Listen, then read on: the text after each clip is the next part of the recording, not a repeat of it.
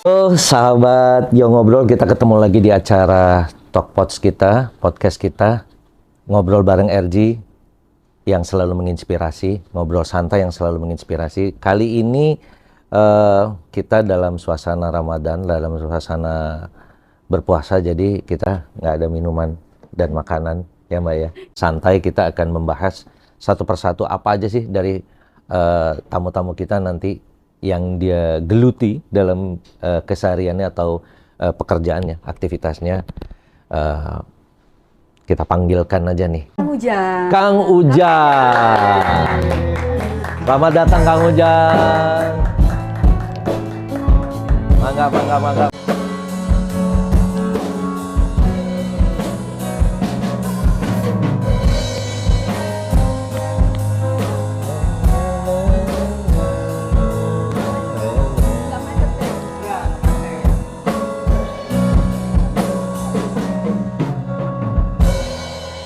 Iya. Kang Ujang, bagaimana kabarnya? Alhamdulillah, meskipun puasa tetap semangat. Iya dong. Kalau puasa itu kan memang udah sebuah kewajiban ya, Iya. gitu ya. Insya Allah ya, kita selalu bisa tetap biasa aja nih, gitu. Walaupun kadang-kadang kering, gitu kan, kering juga gitu kalau. Tapi ya hal-hal kayak gini kan itu adalah bagian dari suka dukanya ya. Seninya Proses. berpuasa, seninya berpuasa. Seninya berpuasa. Baik. Seni maksudnya. Iya. Aduh, mau ngomong seni susah. Ya, Kang. Lagi kesibukan apa aja sih, Kang? Dalam keseharian di keseharian Kang Ujang ini apa dan aktivitasnya apa sih, Kang? Bisa diceritakan nggak sih? Jadi rutinitas saya mungkin per hari ini masih tetap menjadi relawan untuk bagaimana memerdekakan masyarakat dari penjajahan kegelapan.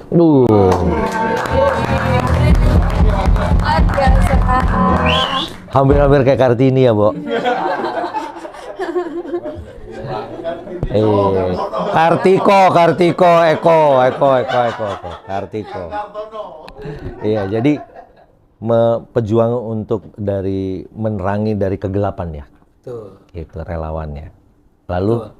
Hari gini masih ada yang kegelapan gitu ya? Kegelapan hatinya atau kegelapan apanya? Nah. wow. Tersentuh. Kalau kegelapan hati itu barangkali dengan Ramadan ini salah satu cara untuk bagaimana supaya hati kita terang. Tapi secara fisik ternyata di Indonesia masih banyak orang yang kurang beruntung di mana matanya sehat, tapi ketika malam hari mereka tidak bisa melihat apapun. Rabun ya kalau kayak gitu. Kan mata sehat, ada Mata penting sehat, gitu ya. Mata sehat, tapi tidak bisa melihat Nah. apapun. Apakah itu gitu ya? Ini dia. Saya perlu jelasin. Nah, Jadi sesehat apapun mata kita, Iya. kalau tidak ada cahaya pasti tidak bisa melihat. Jadi bukan masalah di internalnya manusianya, tapi di eksternalnya. oke. Bahwa sebetulnya bisa melihat itu bukan karena mata kita yang sehat, karena memang ada cahaya. Cahaya. Nah, Oke. kalau malam hari, matahari tidak ada, harus tergantikan harusnya dengan cahaya yang lain. Nah, maksud saya yang tidak beruntung itu mereka yang belum tersentuh oleh jaringan PLN. Jadi masih belum listrik ya, nggak ada listrik, Listrik gitu ya? nggak ada listrik di daerah tersebut gitu ya. Saya kasih gambaran supaya tidak bicara tentang masa lalu. Iya. Per hari ini Iya. tidak jauh dari Jakarta, Iya. di Kabupaten Karawang. Iya. Ini kurang lebih dari Jakarta 1,5 jam. Aha. Di belakang kawasan industri KICC, Aha. itu kawasan industri terbesar se-Asia Tenggara. Iya, betul sekarang ya. Ya, Betul. itu berapa ratus perusahaan internasional nasional dari situ. Hmm. Tapi di belakangnya namanya Kampung Cilele. Kampung Cilele. Cilele. Hmm. Itu ada kurang lebih 4.500 rumah yang masih gelap, tidak ada listrik PLN. Hmm. Pada 4.500 rumah. 4.500. Itu sudah 35 tahun di sana. Hmm. Mereka di situ ada sekolah SD negeri, ada SMP, ada SMA. jangankan sinyal, Mm-mm. listrik PLN pun tidak ada di sana. Tidak ada di sana ya. Padahal mereka punya kartu keluarga, Uh-huh. punya KTP, Iya. ada TPS. Oke. Nah, maksud kami hadir di sini Ya. dalam bentuk suatu foundation ingin membantu pemerintah membuat suatu program namanya Indonesia Bersinar. Indonesia bersinar ya. Bersinar di mananya? Bersinar rumahnya, bersinar hatinya, dan bersinar masa depan. Tuh dengar, bersinar semuanya. Gitu. Oke. Lewat apa? Lewat suatu produk. Oh. Produk ini, Bun, bukan buatan pabrik. Ya. Tapi ini adalah hasil aktivasi manusia Iya. yang memang manusianya itu nganggur, marginal, seperti komunitas mantan geng motor, Oh. narapidana, para Oh. santri, membuat suatu produk namanya Limar, Limar. listrik mandiri rakyat. Listrik Oh, mandiri rakyat. hebat. Luar biasa ya. Produknya berupa lampu LED, LED. LED Daya 1 watt, Aha. tapi terangnya sama dengan 10 watt. Wah. Wow, luar biasa. Usianya Bisa- 10 tahun. Wow. Setiap rumah dikasih 5, yang tadi tidak ada listrik. Ya. Oh. Kamar mandi, ruang tamu, dapur, kamar tidur, teras, dan bisa ngecas HP. Wih. Oh. Pakai baterai berarti. Pakai baterai. Baterai. Oh. Baterai ngecasnya dari mana kan pasti habis ya? Iya. Dari matahari. Cocok. Oke. Setuju. Jadi ini kalau sudah dipasang Limar Iya. di rumah, itu seumur umur tidak perlu bayar listrik PLN. Nah. Buat masyarakat yang belum tersambung PLN. Nah. Keduanya, se-Kabupaten Karawang misalnya mati total listrik, rumah dia tetap nyala. Tetap menyala. Bener kan? Cocok. Ini ada hubungannya sekarang. No problem. Mereka merdeka. Iya, iya, iya. Makanya kami datang ke sana, memasang lampu tersebut. Apa kondisinya? Mereka berterima kasih dan meluk. Oh my. Karena mendapatkan hadiah yang sangat luar biasa selama ini 35 tahun. 35 ya. tahun. 35 tahun kegelapan ya. Gelap gulita. Sedih Nangis, Kartini itu. meluk saya. Iya. Dia sangat berterima kasih. Saya selalu Pasti. tanya, Ibu, Bapak, setelah mendapatkan lampu seperti ini, apa dampaknya? Ternyata sangat luar biasa dampak. Anak-anak bisa belajar, malam hari, bisa mengaji. Iya. Dampak secara pendidikan, Iya, iya, iya. dampak secara keamanan. Iya. Mereka tidak takut lagi bangun malam hari melihat ular dan binatang-binatang berbisa lain. Oh, ada ya di Masih sekitar. ada di sana. Oh. Ketiganya, secara dampak sosialnya, secara dampak ekonominya, mereka tidak langsung tidur, bisa berjualan, bisa mengemas, bisa dagangan hasil dagangan dan sebagainya. Jadi dari cahaya ini berdampak multi level efek luar biasa. Oh iya, iya, iya. Membangun suatu peradaban akhirnya. Iya, iya, iya. Jadi dengan Limar ini bukan hanya sekedar menerangi, Iya. tapi memang Ada dampak membangun atau efek. peradaban. Iya, Seperti pendidikan tadi berpengaruh. Betul. Anda bisa Berpengaruh. belajar ya. keamanan, Keamanan. Ekonomi, yang Ekonomi. packing-packing gitu Iya. ya. Iya. Malam. secara sosial bisa Iya. berinteraksi. Iya. Kalau mau online berjualan dia udah bisa dicolok juga kan untuk mobile phone kan? Iya. Gitu. Dan sebetulnya kalau televisi tidak terlalu diperlukan sama Iya. mereka. Kenapa? Sudah ada HP. Ya itu dia. HP itu kan bisa buat Mau butuh informasi informasi apa, apapun gitu kan, sudah itu ada di tinggal- situ. ada di genggaman, Jualan ya. online juga Betul. bisa gitu dengan adanya lampu. Makanya banyak orang yang berbicara apa yang saya lakukan ini sebetulnya meneruskan cita-cita Kartini. Iya. Habis gelap terbitlah Terbitlah Limar. Oke juga. Ini sudah berjalan berapa lama program membuat Limar ini? Limar ini. Iya. Ini dimulai tahun 2008. 2008. 2008. Udah 2008. Sudah ada itu ya Berapa lama udah ya? Ya, 2008 tuh di awal-awalnya ada LED itu. Oh. Awalnya begini, saya cerita nih latar belakangnya. Karena background saya bukan elektro. Hmm. Background saya kenapa bisa bergerak seperti ini supaya menjadi inspirasi buat Iya, yang lain. betul. Waktu itu tahun 2008, ibu saya itu nelpon ke saya. Hmm. Yang kenapa minyak tanah yang tadinya harganya 4.000 menjadi 15.000. Saya bilang, mah minyak tanah itu, kebetulan ibu saya itu beradanya bukan di Bandung, tapi di Garut Selatan. Oh, Di Garut Selatan jauh. oke. Saya bilang, mah minyak tanah itu sudah tidak diproduksi, diganti sama LPG, namanya kompensasi energi waktu itu. Orang kampung nggak paham. Tapi ibu saya terus saja mencari minyak tanah. Untuk apa? Untuk lampu templok, untuk lampu cempor.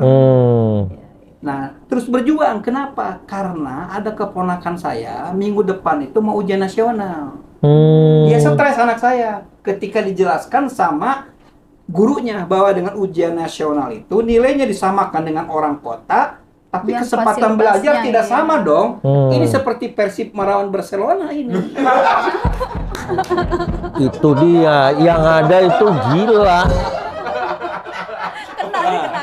Ya kan? Iya. Iya. Ini saya pun sama. Loh, kalau begitu sebetulnya yang senasib dengan ibu saya ada berapa? Saya nanya-nanya ke yang lain malu. Tanya aja ke orang yang paling sakti saat itu, namanya Mbak Google.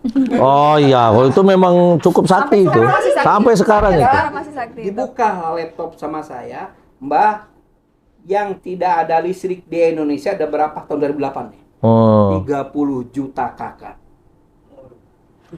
Saya pikir kemana Pak seperti ini? Ternyata kasusnya remote area, dan satu lagi adalah memang energi yang memang masih terbatas. Tapi kan sebenarnya PLN itu kan Sampai menjangkau ini ya. jangkauannya dan daya listriknya masih besar. Daya listriknya besar. Yang mahal itu adalah narik dari pabrik listrik ke masyarakat, itu yang mahal. Jaringannya itu. Kalau pabrik listriknya mah mudah, seperti punya genset dimanapun ada. Yang susah itu narik kabelnya, bro. Oh, itu bukan PLN ya? PLN. PLN. Tapi kan keterbatasan. Contoh, karena PLN adalah PT, Iya. dia hitungnya bisnis dong. Oh, kasihan. Berarti satu tiang berapa rumah. Kalau rumahnya Kasihan tersebar, juga. secara bisnis tidak masuk itu ya tidak bisa disalahkan juga PLN. Iya. Karena mereka adalah PT. Iya. Betul kan? Iya. Nah, saya memperkuat posisi yang tidak bisa dikerjakan PLN di sini. Mensupport ya? Mensupport. Makanya apapun kadangkala suka banyak orang yang kadangkala suka membenturkan saya dengan PLN. Saya tidak perlu dibenturkan. Ini adalah sebagai anak bangsa yang harus betul-betul memperkuat program negara. Negara tidak hadir di sana, hadir lewat kami ke sana. Seperti itu. Oke. Ya. Nah, jadi dari situ ketika saya melihat ini di Google ada 30 juta, ini bagaimana supaya nolong ibu saya supaya cepat gitu ya. Nah, qadarullah. Nah, keniat membantu ibu, nih saya kasih tahu. Iya.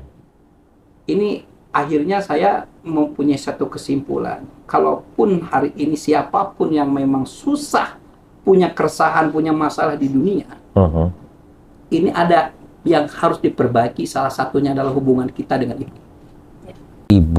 Ibumu. Baru bapak. Bapak. Iya. Betul. Saya coba lewat teori itu, saya ingin bantu ibu. Baru juga punya niat. Saya beli HP. HP itu ada lampu senternya. Ini apa lampu apa kok terang sekali? Saya tanya lagi ke Mbak Google. Google ini apa? LED jang. Ini itu apa? Lighting emitting dioda. Penerangan per hari ini sampai ke depan akan menggunakan LED. Sudah karena saya tidak paham tentang elektro, saya nanya di mana pabriknya. Ada 3. Lumiled di Eropa, Nichia di Jepang, Cree di Amerika. Saya hubungin Amerika. Belilah yang namanya komponen LED. Komponennya belum jadi lampu. Belum, ya. Saya bawa ke kampus yang lebih pintar. Diskusi dan wacana. Datang lagi ke kampus ini, diskusi dan wacana. Ternyata kesimpulan saya dengan teknologi untuk membuat suatu produk, ini jujur aja nih, ini kacamata saya boleh disalah ada. Iya, itu kan pilihan dan keyakinan aja, tenang aja. Cuma faktanya ketika saya bawa sesuatu itu untuk jadi produk, memang perguruan tinggi kita itu adalah hanya membuat resep, tidak jadi koki. Wacana dan wacana semuanya. Kalau berbicara tentang LED itu apa latar belakangnya, mereka oke. Yang saya bilang bukan cerita dan sejarah yang saya butuhkan, bikin lampu ini buat ibu gue, bisa nggak? Iya. Praktis dong. Iya. Dari situ saya bukannya frustasi, saya cari jalan yang lain aja. Iya, iya. Untung saya ketemu dengan Agus Listrik. Agus Mantan Listrik. geng motor dulu saya dengan saya. Dia di Oh. UDO, di SMA-nya karena bermasalah. Ternyata dia suka reparasi elektronik. Oh, Saya masih ada datangin, ini Agus pas Listrik ini. Agus Listrik ini masih ada sepupuan dari Amerika tuh sama Flash. Flash itu.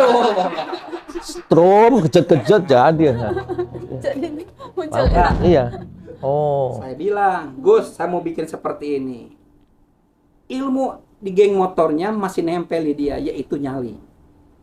Geng motor itu Iya. memberikan suatu pelajaran adalah Iya. nyali. Nyali. Kita bisa laju sepeda motor bukan karena merek sepeda motor. Motornya Tapi berani nggak kita ngegas? adrenalinnya ya. ngegas, betul. Iya. Kata dia oke, sama saya lakukan. Ayo, Bahasa modernnya learning by, By doing. learning by doing. Ya. Tempel ini, tempel ini, tempel ini.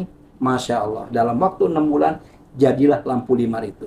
1 watt, terangnya sama Seperti 10 watt, 10 watt. usianya 10 10 tahun.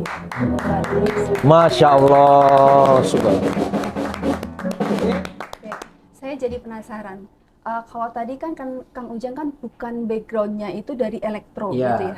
Boleh tahu sebelum sebelum jadi aktivis di sosial seperti ini gitu, memutuskan untuk menciptakan Limar tadi ya. Iya, Nah iya. sebelumnya itu aktivitasnya apa itu? Sebetulnya, Profesinya atau ini? nah, saya itu agak beragam. Memang latar belakang saya kurang beruntung. Jadi Sama saya juga kurang Nah, beruntung. kurang beruntung itu begini. Coba bayangkan kelas 4 SD, saya datang ke Bandung dengan ibu dengan bapak yang tadinya seorang petani. Mm-mm.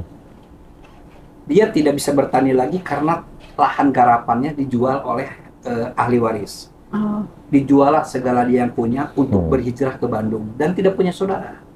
Ke Bandung nggak ada saudara? Enggak saudara. Hmm. Kelas 4 SD, saya dimasukin ke sekolah SD. Ibu saya dengan bapak saya nyewa tempat 3x4 di Bandung di Cicadas. Yang kamar mandinya di luar, masaknya di luar, imba sebagainya, termurah. Apa yang dilakukan ibu saya bikin goreng-gorengan, bapak saya jualan dan dibantu saya. Ternyata tidak mudah untuk berpindah, beradaptasi dari petani jadi pedagang. Apa dampaknya? Bapak saya stres, akhirnya stroke, lumpuh total dalam waktu setahun, kelas 5 SD saya.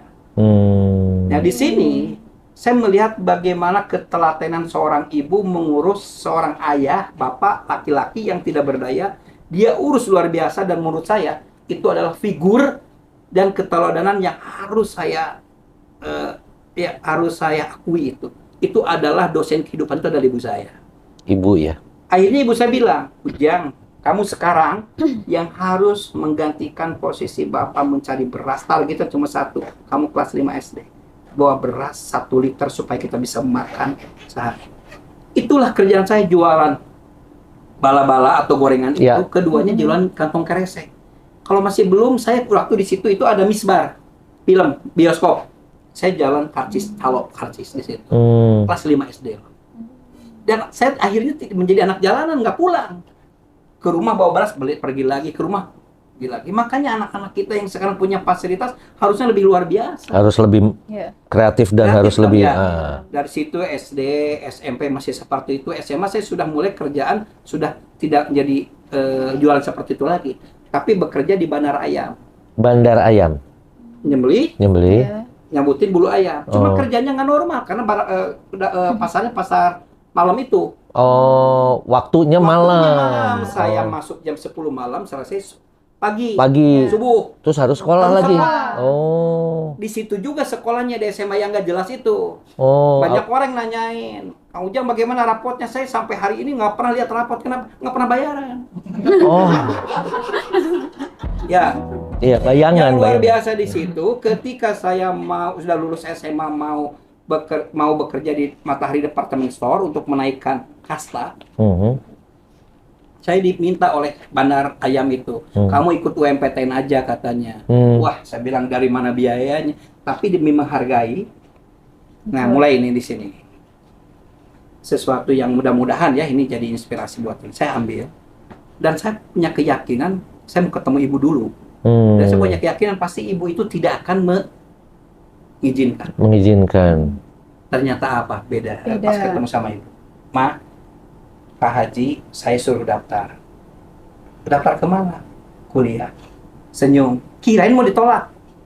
Malahan dia menjadi seorang motivator yang melebihi siapapun, termasuk sekelas René Kasali, Tung Desem Waringin, Robert Kiyosaki dan sebagainya. Kalimat sederhana. Ujang, orang tidak makan terus-menerus 7 hari bisa meninggal dunia. Ujang, orang tidak minum terus-menerus 3 hari bisa meninggal dunia. Tapi ada orang yang 1 detik bisa meninggal dunia, adalah orang yang tidak punya cita-cita. Ibu saya mengadur menukil satu hadis kursi, dia bilang Cita-cita. Allah berfirman dalam hadis kursi Ujang. Aku masih merinding. Aku sesuai dengan prasangka hamba. Apa yang saya lakukan seperti itu? Saya melihat pasti saya keterima. Saya melihat pasti saya keterima. Saya belajar. Cuma ada amalan, kata ibu saya, bacakan surat Al-Nasr 11 kali minimal setelah sholat. Kamu lakukan itu. Ternyata itu ada bentuk suatu penghambaan, karena saya tidak punya orang dalam, saya harus punya backing siapapun, hanya menyerahkan. Belajar sih belajar, seperti yang lain. Belajar ke orang yang memang belajar. Yang bisa saya isi, yang nggak bisa saya bacakan Al-Nasr.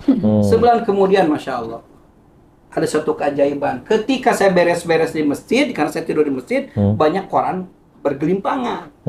Ada apa? Ternyata itu adalah pengumuman UMPTN saat itu, belum ada di kita. Saya pernah daftar, dilihat. Disitulah saya keterima ke Universitas Perguruan Tinggi yang keren di Bandung. Masuk ke situ. ITB. Dari situ sekelas bingung. Karena teman sekelasnya 40 orang banyak yang membuli saya dan tidak yakin. Dia nggak tahu, nggak paham bahwa saya punya wirid. Di 40 orang ada 2 orang yang di wisuda paling cepat, salah satunya adalah Ujang Koswara. Jangan lupa. Itulah ya. Hari Sabtu wisuda, Senin saya jadi asisten dosen. Jadi PNS saya. Oke. Kenapa jadi PNS? Bukan karena pilihan, karena saya tidak mampu bayar kuliah. Akhirnya saya beasiswa Ikatan Dinas. Itu. Jangan hati-hati ini. Iya. Ikatan Dinas, makanya orang lain kerjanya di Freeport, kerjanya di Selam Bersih, sebagainya. Saya jadi PNS ngajar, nggak apa-apa. Dan memang itu adalah sebagai balas budi, saya diberikan beasiswa dan bebas kuliah. Ketika saya baca buku agama, di situ ada satu nukil dari orang terbaik yang menurut saya di dunia ini, namanya Nabi Muhammad. Dari 10 pintu rezeki, 1 untuk pegawai, 10 untuk yang berniaga. Saya milih yang berniaga itu. Saya berbisnis, caranya bagaimana? Nggak punya modal. Tapi kan saya punya kekayaan sosial, melahirkan beberapa alumni. Ternyata ada salah satu alumni yang memang saya advokasi, yang tadinya mau DO, ternyata lulus. Dan dia ingat kepada yang ngebantunya, Mas, udah nggak jadi dosen, terus udah nggak ngajar nggak? Yang mau bisnis, datanglah ke sini. Datanglah saya ke Cikarang. Di situ ternyata dia bekerja di pabrik oli. Pabrik oli. Suruh saya suplai botol olinya. Lalu saya bikin cetakannya, lalu saya maklunkan. Singkat cerita, dalam waktu 2 tahun saya sudah punya pabrik botol oli. Dengan pengiriman sekitar 3 juta botol per bulan. 3 juta botol per bulan. Dengan penghasilan sebulan menjadi OKB saya. OKB? Orang kayak baru di Bandung. Pakai mobil pun nggak pernah saya buka yang namanya kacanya. Ditutup, tapi dibuka supaya apa? Kelihatan gua pakai mobil mewah. Itu keren. Tapi tahun 2008 saya harus berhenti karena mendapatkan kasus ibu saya. Di satu sisi karir saya bagus, pengusaha, ini kontradiktif. Dengan kondisi ibu saya dan 30 juta kakak yang tidak ada listrik, akhirnya saya memutuskan untuk berhenti jadi pengusaha. Bukan bangkrut, mendedikasikan bagaimana mewakafkan diri saya untuk bermanfaat. Kenapa? Sekaya-kayanya pun orang tidak mungkin makan lebih dari 3 kali. Sekaya-kayanya pun orang tidak mungkin pakai baju 7 rangkap. Value manusia itu di mana? Waktu itu saya berpikir dan membayangkan, kalau saya meninggal saat itu, jika yang nangis hanya anak istri saja, saya sudah gagal. Kenapa? Karena ucapin innalillahi pun di WA grup itu paling 2 hari, itu pun copy paste. Bener nggak? Iya. Takut saya, bro. Iya. Dari situ akhirnya saya berpikir, ini apa value manusia itu? ternyata yang mendapatkan sesuatu lagi. Dari kalimat yang sangat luar biasa, sebaik-baiknya manusia adalah yang bermanfaat buat Bermanfaat bagi sesama. orang lain. Iya. Itu dia. Betul sekali. Sampailah perjalanan per hari ini. Oh. Sudah 300.000 rumah terterangi gratis ke masyarakat. Berupa yayasan, bukan berupa PT. Pendanaannya dari dana sosial, dana CSR, dan crowdfunding. Jutaan kenapa? Karena yang ngomongnya adalah toko. Iya. Oke, makanya di sini akan menjadi base camp juga untuk menjadi markas besar kebaikan juga nanti di sini. Ya. Oke. Harapan nanti jangan hanya saya sekarang saya jadi pembicara narasumber, tapi harus ada tindak lanjutnya. Nanti yang ditanya nanti oleh Iya. Mbak Erji sama Mas Iya. adalah orang yang menerima manfaat benar atau tidaknya. Iya. Iya, Itu betul, di betul. masalah lampu. Ya. Iya. Oke? Setuju. Setuju.